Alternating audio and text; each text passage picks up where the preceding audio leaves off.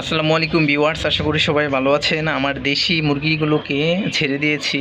এই বড় মুরগিটাকে আজকে আমি ছেড়ে দিলাম একটু, আর নিচে শাক দিয়েছিলাম, শাকগুলো খাচ্ছে মুরগিগুলো।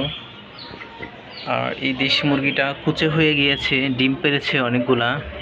হতে পারে এখন আর ডিম পারবে না, কারণ কুচে কুচে ভাব এসেছে। এটার কাছে গেলেই এটা অনেক মুরগি যেমন কুচে বসলে ডাক দেয় না, সেরকম। আর এই মুরগিটা এটা কালকে ডিম পারে নাই, আজকে ডিম পারতে পারে, আবার নাও পারতে পারে। কারণ ডিম পারলে সকাল থেকেই এরকম ডাকাডাকি শুরু করে দিত। মনে হয় পারবে না, দু একদিন গ্যাপ দিয়ে তারপর আবার পারতে পারে।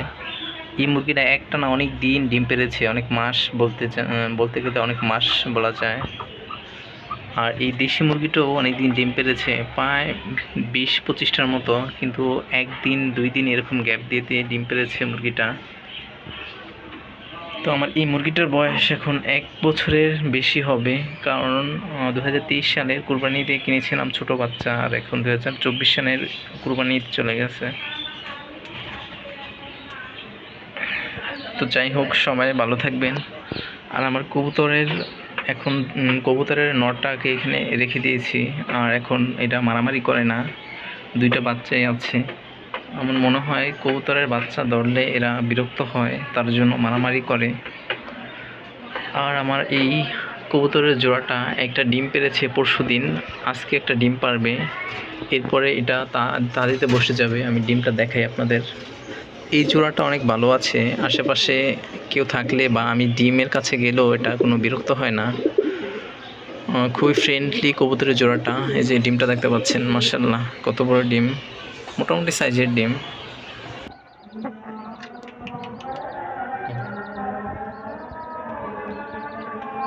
চল চল চল চল, বলবিস না বাচ্চা, নে তোর বাচ্চাটা, নে নে তোর বাচ্চাটা।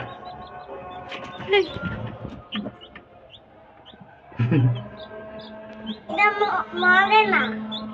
মরে না, এটা মরা দেখি করবো, তুমি এটা পালবা, বড় করবা।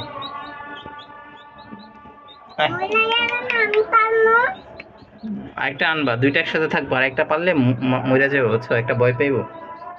2টা একসাথে রাখবা, একসাথে রাত্রে বাক্সের ভিতরে রেখে দিবে, তাহলে বাঁচবে। আর প্রত্যেকদিন খাবার দিবা, পানি দিবা, বুঝছো।